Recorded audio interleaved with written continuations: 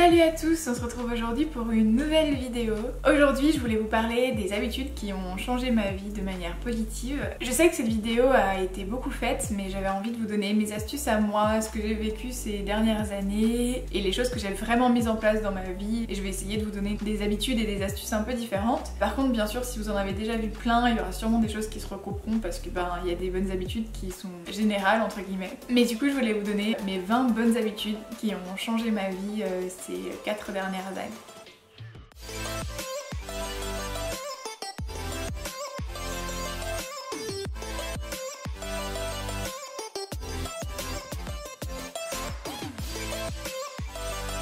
Donc du coup dans cette vidéo je vais commencer par les bonnes habitudes un peu de mode de vie, lifestyle. Ensuite je parlerai des bonnes habitudes santé et ensuite des bonnes habitudes du bien-être plutôt mental.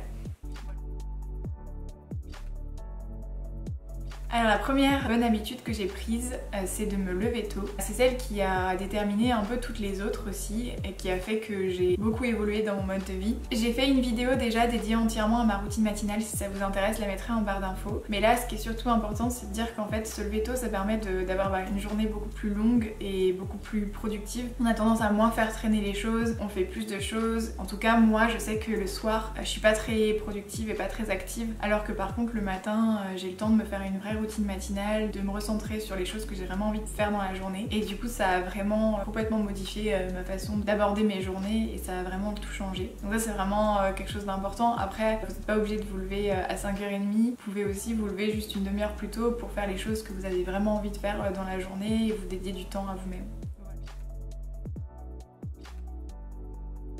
La deuxième bonne habitude c'est de faire mon lit. Je sais qu'il y a plein de gens qui ont cette bonne habitude mais moi c'était pas du tout une habitude que je faisais. J'avais tendance d'ailleurs à laisser mon lit défait. Mais depuis qu'on a déménagé dans cet appartement, notre chambre se voit depuis le salon. Et c'est vraiment devenu important pour moi de faire mon lit. Et en fait j'ai l'impression de bien démarrer la journée. Aussi pour les week-ends, ça me permet de pas retourner dans mon lit une fois que je me suis levée. Et ça c'est vraiment important parce que les week-ends j'ai tendance un peu à traîner. Et une fois que j'ai fait mon lit, j'avoue que j'ai moins tendance à y retourner. La troisième bonne habitude qui est un peu particulière, c'est que j'écoute de la musique pour me motiver, qui me plaît, et j'ai arrêté d'écouter de la musique triste ou un peu mélancolique. J'avais tendance à beaucoup en écouter parce que je trouve les sons très beaux pour le coup, mais ça a tendance à me déprimer. Donc si je suis déjà déprimée, ça amplifie le processus, et si je suis de bonne humeur, ça a tendance à me mettre de moins bonne humeur. Du coup maintenant j'écoute plutôt de la musique qui me motive, qui me donne envie de chanter, danser, de m'amuser, plutôt positive. Voilà. La quatrième bonne habitude c'est de lire le plus possible, donc j'essaye de lire tous les jours, c'est pas toujours le cas mais j'essaye de vraiment lire beaucoup pour continuer à apprendre. D'ailleurs c'est aussi le pourquoi du comment du nom de cette chaîne, parce que Curiosity and Happiness c'était le fait justement d'avoir de la curiosité, de continuer à apprendre, de continuer à rechercher des nouvelles choses et à évoluer en permanence en fait. Et du coup les livres me permettent vraiment ça et j'adore lire. J'ai changé plein de fois de style de livre, donc ça peut être des romans mais ça peut être aussi des livres de jardinage, ça peut être des livres de développement personnel, etc. Voilà, donc je lis beaucoup et je trouve ça génial.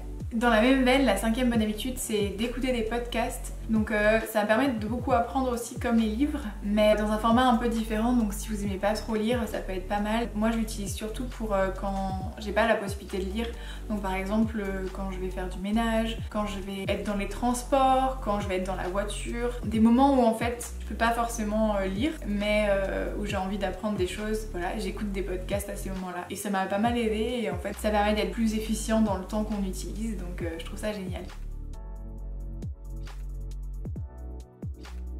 Ensuite, la sixième bonne habitude que j'ai, c'est d'avoir des plantes dans la maison. Avoir des plantes, en fait, ça paraît pas être une bonne habitude parce que c'est quelque chose d'extérieur, mais en fait, ça permet d'en prendre soin, donc d'avoir plus de responsabilités, d'avoir aussi une satisfaction quand elles grandissent, qu'elles s'épanouissent, qu'elles sont bien, qu'on y arrive, etc.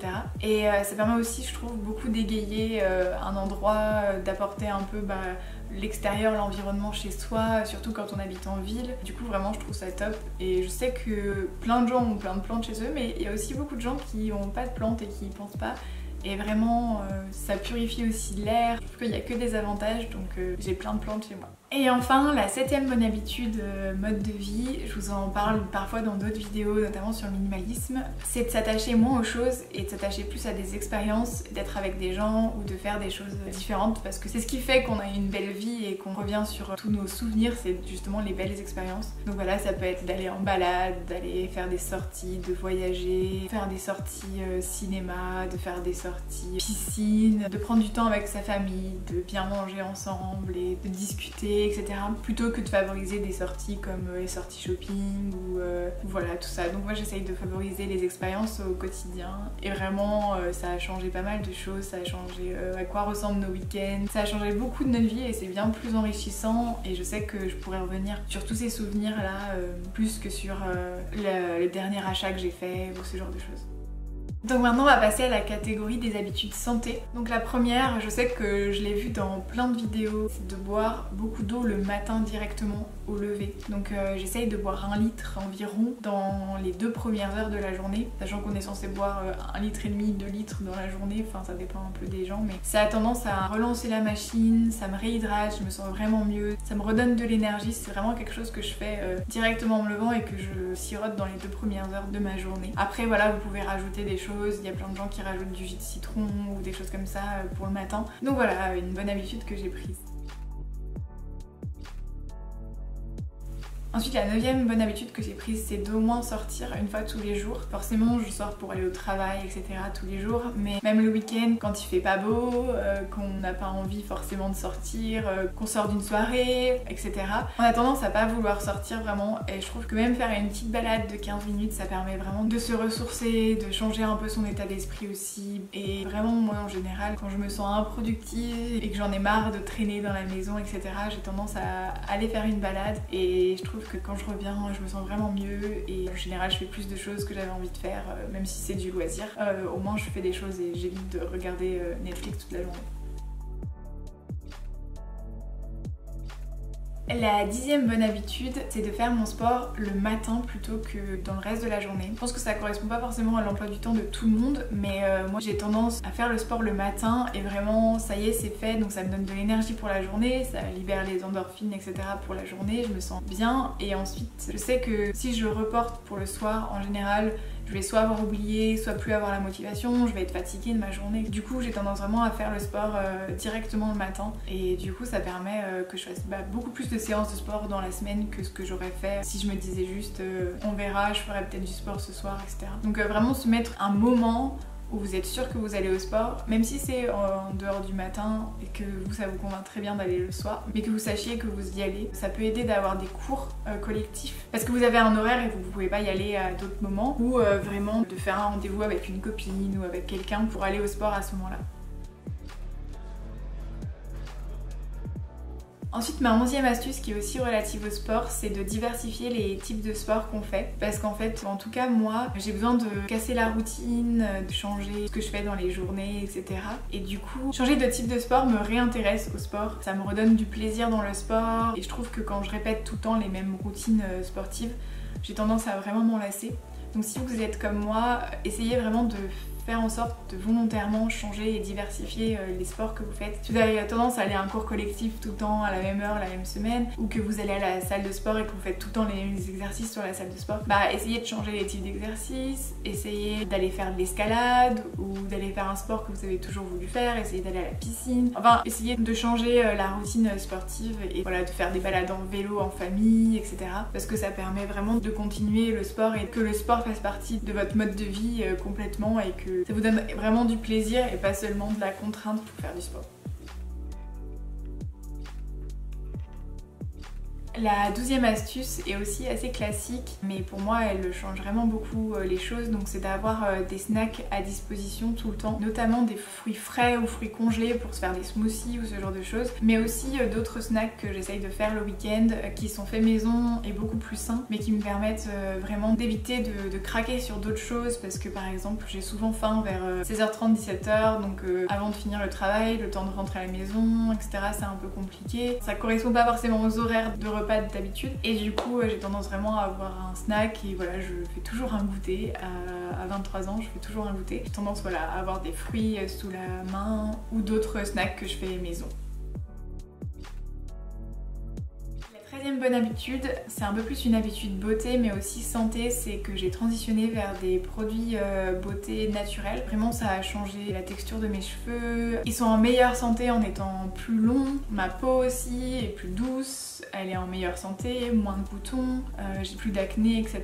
Ça a vraiment fait du bien et il y a pas longtemps j'ai réutilisé des produits plus disons classiques pour un événement spécial. Et vraiment mes cheveux ensuite étaient dans un très mauvais état, donc vraiment ouais, passer à des produits naturels. D'ailleurs j'ai aussi ma routine beauté naturelle et 3 recettes beauté maison, donc si vous voulez aller voir ces vidéos, je vous laisserai en barre d'infos aussi. On va passer à la catégorie des bonnes habitudes de bien-être mental, parce que même si on pense souvent au bien-être physique, aujourd'hui c'est important de faire attention aussi à son bien-être mental.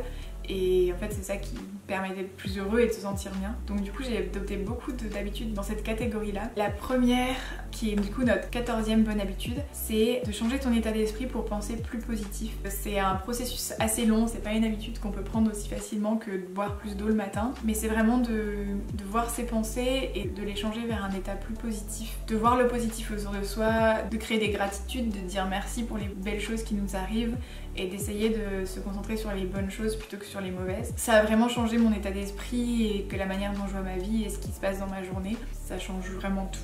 La 15e bonne astuce, c'est du coup de faire de la méditation. Je sais que c'est pas facile pour tout le monde, c'était pas facile pour moi non plus au départ, mais je vous conseille vraiment de tester. Je sais qu'il y a des applications, des guides sur YouTube aussi pour faire des petites méditations. Ça peut être vraiment 2 minutes dans la journée, 5 minutes, 10 minutes, vous n'avez pas besoin de faire une demi-heure ou une heure tous les jours non plus. Ça me permet d'apaiser mon mental, mais c'est pas forcément l'effet recherché en premier. L'effet recherché en premier, c'est de se rendre compte des pensées qu'on a. Donc comme on se concentre sur notre respiration et qu'on doit être capable de voir les pensées qui affluent dans notre cerveau, en fait on prend plus de recul avec ces pensées là et justement par exemple ça nous aide à penser plus positif ou ce genre de choses, mais ça permet de calmer l'esprit et de mieux se comprendre en fait tout simplement, et de mieux comprendre nos schémas de pensée et du coup de mieux les modifier pour arriver aux objectifs qu'on se fixe nous. Donc vraiment la méditation c'est vraiment quelque chose d'important qui a changé vraiment tout mon quotidien aussi. Une 16e bonne habitude, c'est d'essayer d'être contente et heureux pour les gens qui réussissent. Je trouve que en France en tout cas on a tendance à vraiment dénigrer les personnes qui réussissent. S'ils ont réussi financièrement, c'est parce que ils avaient les capacités avant, ils donnent pas d'argent aux autres, ils sont égoïstes. S'ils arrivent à faire le tour du monde, c'est parce qu'ils avaient plein d'argent et des parents qui avaient plein d'argent, ou alors c'est parce qu'ils ont eu de la chance, etc. Donc j'essaye de pas justement être jalouse de ces personnes, mais de m'en inspirer, de regarder vraiment leur parcours et savoir comment ils ont fait, et du coup de m'en inspirer, de prendre des bonnes habitudes pour arriver aux choses que j'aimerais bien accomplir par exemple. Essayer d'être content pour les autres et de s'en inspirer plutôt que d'en être jaloux et de dénigrer ce qu'ils ont fait ou ce qu'ils ont dans la vie. Ensuite, une 17e habitude que j'ai prise, qui est pas forcément facile dans notre société mais qui est vraiment importante pour le bien-être mental, c'est de s'affranchir des attentes sociales, de se renseigner par soi-même et de pas croire ce qu'on nous dit et éviter les idées reçues qu'on ne vérifie jamais en fait et dont on n'a aucune idée. Je sais que ça a été beaucoup le cas avec mes intolérances alimentaires. Par exemple pour le lait, on dit toujours qu'il y a plein de calcium, que c'est super bon pour les os, etc.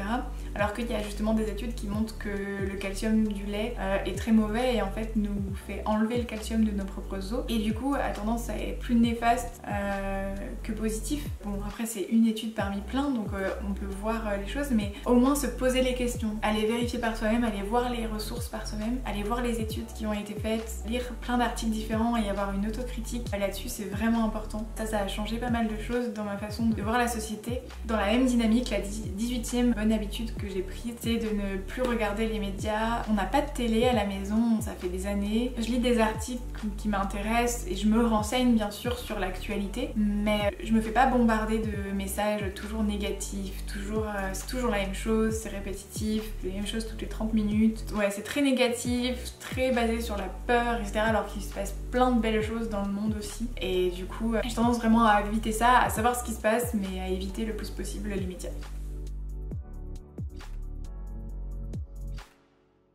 La 19e bonne habitude mentale, c'est de prendre du temps pour soi. C'est aussi pour la santé physique, mais j'ai l'impression que ça apporte énormément au mental. Donc prendre du temps pour se faire des soins beauté si on a envie, s'auto-masser ou se faire masser par son conjoint et ensuite masser son conjoint, etc. Prendre des moments de relaxation, voilà, tout ce que vous pouvez faire. Vous pouvez le faire à la maison, ça n'a pas besoin de coûter des tonnes d'argent. Vous pouvez vous faire un masque à l'argile et mettre des huiles essentielles à diffuser et vous mettre dans un petit cocon. Donc ça c'est vraiment important pour se ressourcer, se se recentrer sur soi et se faire du bien mentalement et physiquement. Donc voilà, j'aime beaucoup cette bonne habitude que j'essaye de mettre en place et j'essaye de faire ça au moins une fois par semaine. C'est pas forcément toujours le cas, mais voilà. Enfin, la dernière habitude, la 20e, c'est une bonne habitude qu'on a prise en couple et dont je parle parfois à d'autres personnes et souvent ils aiment bien l'idée. Donc voilà, je vous donne l'idée qu'on a fait il y a à peu près un an et demi. Pour éviter justement la routine quotidienne et pouvoir se retrouver en tant que couple, c'est de s'organiser. Chaque mois, l'un organise une soirée ou une journée à l'autre. On alterne, donc un mois ce sera moi et l'autre mois ce sera lui. Et en fait, le but c'est de pas dire à la personne quand cette journée elle va arriver ou qu'est-ce qui va se passer et vraiment de l'organiser pour la personne. Donc des fois il y a des gens qui font ça de manière automatique, nous on a décidé d'en faire une habitude réelle. Ça peut être un dîner romantique, ça peut être une journée dans un spa, une journée avec des activités particulières, ça peut être sportif, ça peut être d'aller faire de la randonnée, de l'escalade, etc. Ça peut être un pique-nique, ça peut être vraiment plein de choses. Du coup on fait ces soirées tous les mois l'un ou l'autre et ça nous permet vraiment de casser la monotonie, d'avoir des éléments de surprise, de se redécouvrir l'un l'autre. Et vraiment c'est une bonne habitude qu'on adore. C'est vraiment une bonne chose et c'est pas nécessairement une obligation, et si on veut faire plus que 2 fois dans le mois, on peut le faire largement plus si on essaye de profiter de chaque jour, mais vraiment ces moments-là sont un peu comme des dates en anglais et on aime vraiment ça, donc on essaye de les garder très fréquemment. Donc voilà, si vous êtes en couple, ça peut être une bonne habitude qui peut vous plaire.